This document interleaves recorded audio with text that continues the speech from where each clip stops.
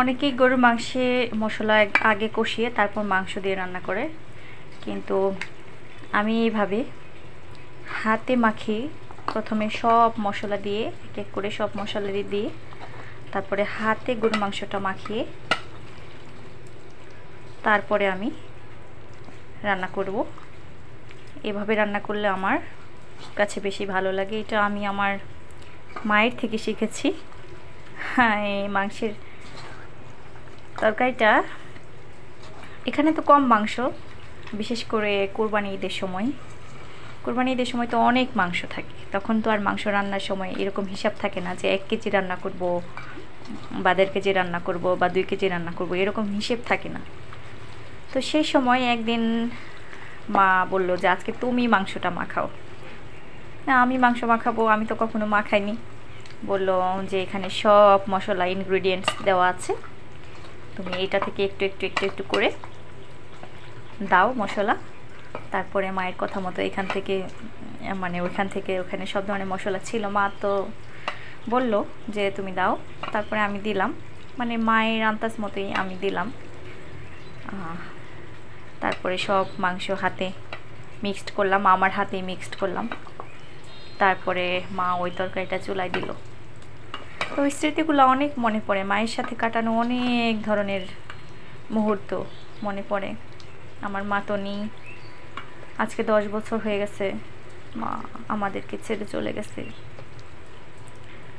তো আমি তারপর থেকে যখনই মানে গরু মাংস রান্না করি, স্পেশালি আমি ট্রাই করি এভাবে হাতে মেখে মাংসটা রান্না করার জন্য। এভাবে রান্না করলে মাংসটা এভাবে হাতে মাখিয়ে মশলাটা কিছুক্ষণের জন্য 10 মিনিটের জন্য রেখে দিলাম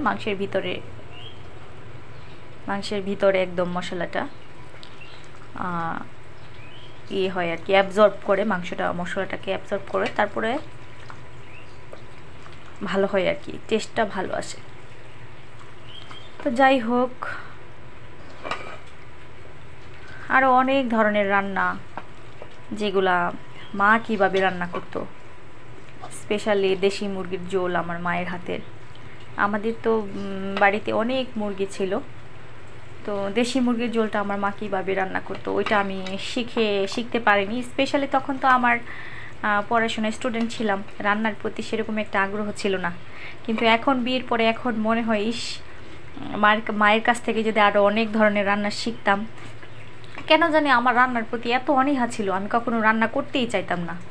আর এখন রান্না করতে করতে মনে হয় যে এখন রান্নার প্রতি একটা মানে এক ধরনের ভালোবাসা আস্তে আস্তে, বলে না যে যে কাজ করতে করতে ওই কাজের প্রতি ভালোবাসার সৃষ্টি হয়। তো এখন রান্না করতে করতে মনে হয় যে এখন রান্নার প্রতি এক ধরনের ভালোবাসার সৃষ্টি হয়েছে। এখন ট্রাই করি, না পারলেও ট্রাই করি যে এটা কীভাবে করা যায়, এটা কীভাবে করলে আরও বেশি ভালো হবে।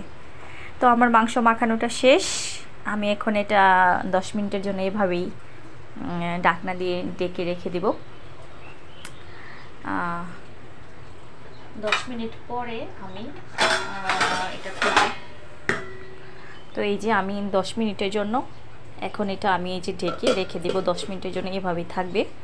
10 মিনিট পরে আমি এটা চুলায় দিব।